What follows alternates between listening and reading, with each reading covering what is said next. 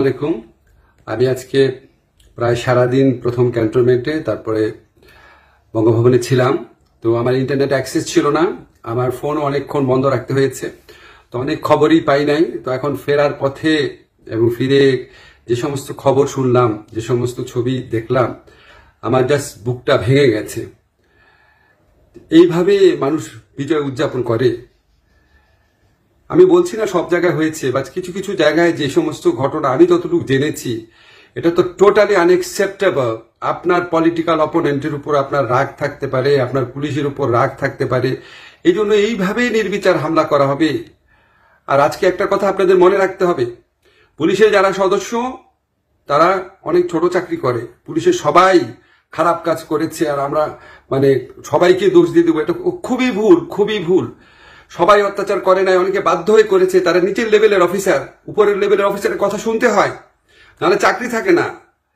তো আপনাদের তো এই জিনিসগুলো বুঝতে হবে। আপনি নির্বিচারে সমস্ত পুলিশের উপর আক্রমণ করবেন, এটা কিভাবে অ্যাকসেপ্টেবল হতে পারে? আজকে আমি সংখ্যালঘু সম্প্রদায়ের উপর আক্রমণের ঘটনা শুনেছি, আমার পরিচিত সার্কেলেই 2-3টা ঘটনা শুনেছি, যা এটা একটা টোটালি আনএক্সেপ্টেবল জিনিস।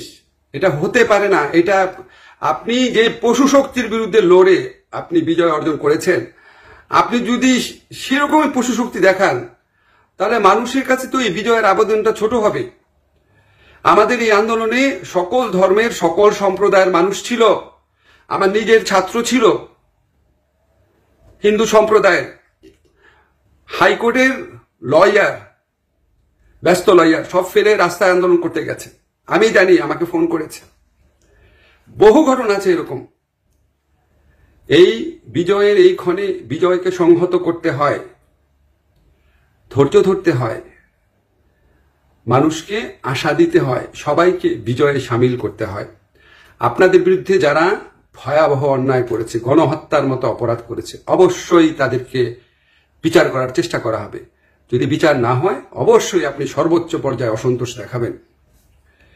কিন্তু সাধারণ সাধারণ পুলিশ, সাধারণ সাধারণ মানুষ, একটা নিরীহ একটা সংখ্যালঘু মানুষ, একটা ঘটনা যেন আর না ঘটে।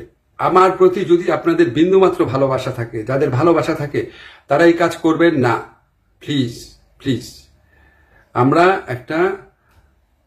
একটা ধ্বংসযজ্ঞ, একটা চরম অপশাসনের মধ্যে দিয়ে গিয়েছি। এখন আমাদের দেশ গড়ার সময়। দেশ গড়ার সময়ে সবাইকে সাথে নিয়ে করতে হয়।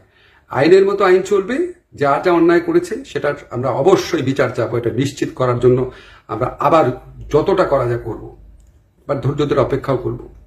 যাই হোক, আমি শুধু আবেদন করব, প্লিজ এই ধ্বংসযজ্ঞ বন্ধ করেন, এই লুট বন্ধ করেন। এখন যা ভাঙছেন এগুলি আমাদের সব রাষ্ট্রীয় সম্পত্তি।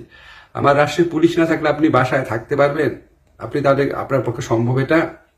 পুলিশ বাহিনী রিফর্মের কথা বলেন। যারা পুলিশ, যে সমস্ত পুলিশের বিরুদ্ধে অন্যায়ের অভিযোগ আছে, বাণিজ্য করেছে, মানুষকে হত্যা করেছে, নিপীড়ন করেছে, অবশ্যই আপনি তাদের বিচার চাবেন। আপনারা সবাই ধৈর্য ধারণ করেন, প্লিজ প্লিজ। সবাই সবাইকে রক্ষা করার জন্য চেষ্টা করেন, বিজয়ের আনন্দে সবাইকে সামিল করার চেষ্টা করেন।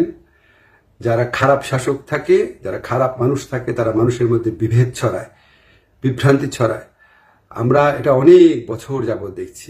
আর এই জাতি এটা নিতে পারবে না। আমরা সবাই মিলে একটা দেশ, সবাই মিলে একটা জাতি।